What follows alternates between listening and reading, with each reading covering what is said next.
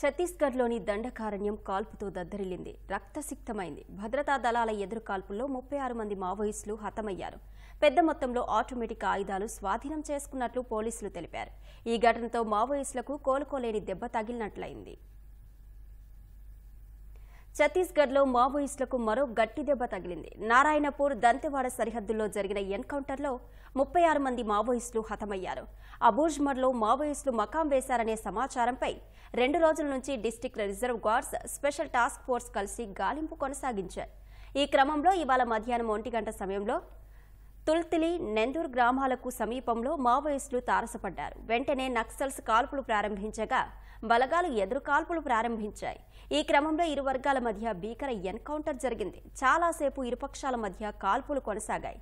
తర్వాత ఘటనా స్థలంలో గాలించిన భద్రతా బలగాలు 36 మంది నక్సల్స్ మృతదేహాలను గుర్తించారు. అక్కడి నుంచి AK-47, SLR తుపాకులు సహా పేలుడు పదార్థాలు స్వాధీనం చేసుకున్నారు. ఇంకా ఎవరైనా మావోయిస్టులు తప్పించుకున్నారా అనే కోణంలో గాలింపు కొనసాగిస్తున్నట్టు బస్తర్ రేంజ్ ఐజీ సుందరరాజ్ వెల్లడించారు. ఈ గాలింపు పూర్తయితేనే మృతి చెందిన మావోయిస్టుల సంఖ్యపై స్పష్టత వస్తుందని ఆయన చెప్పారు.